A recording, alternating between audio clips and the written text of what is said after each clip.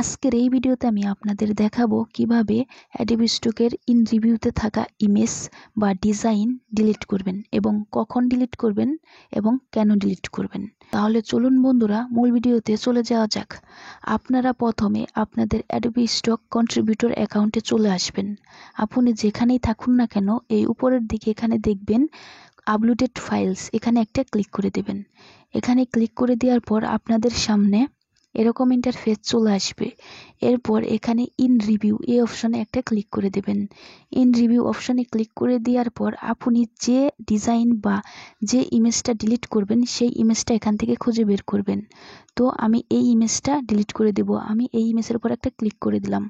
দেখুন বন্ধুরা, আমার এই ইমেজটা আমি এখানে সাবমিট করেছিলাম 1 ইয়ার অ্যাগো, মানে 1 বছর আগে। এখনও আমার এই ইমেজটা অ্যাকসেপ্ট করেনি বা নট অ্যাকসেপ্টও করেনি।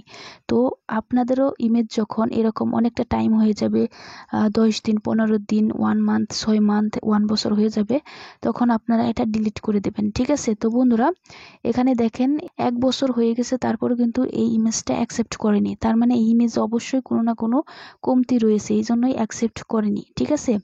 এজন্য যখন অনেক সময় হয়ে যাবে, 15 দিন, 10 দিন, 20 দিন এরকম সময় হয়ে গেলে আপনারা ইমেজটা ডিলিট করে দেবেন। ডিলিট করে দিলে কি হবে, এই ইমেজটা কিন্তু নট অ্যাকসেপ্ট এই অপশনে যাবে না। সেক্ষেত্রে কিন্তু আপনার যে অ্যাকাউন্টটা সেটাও কিন্তু মানে ভালো থাকবে, অ্যাডোবি স্টকের রেড মার্কে যাবে না। যখন নট অ্যাকসেপ্ট এই অপশনে অনেকগুলো ইমেজ জমা হবে, তখন কিন্তু আপনার অ্যাকাউন্টটা অ্যাডোবি স্টকের রেড মার্কে চলে যাবে। ঠিক আছে?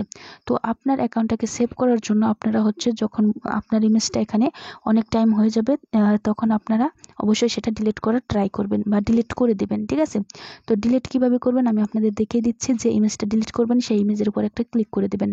এরপর আপনারা নিচের দিকে চলে যাবেন। আমি আপনাদের দেখিয়ে দিচ্ছি। আপনারা নিচের দিকে চলে যাবেন।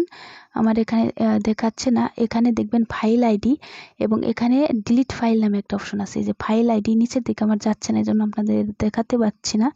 এখানে দেখবেন ফাইল আইডি এবং এখানে ডিলিট ফাইল নামে একটা অপশন আছে। আপনারা এখানে একটা ক্লিক করে দেবেন। এরপর বন্ধুরা এখানে কনফার্ম অ্যান্ড ডিলিট এই অপশনে ক্লিক করে দেবেন।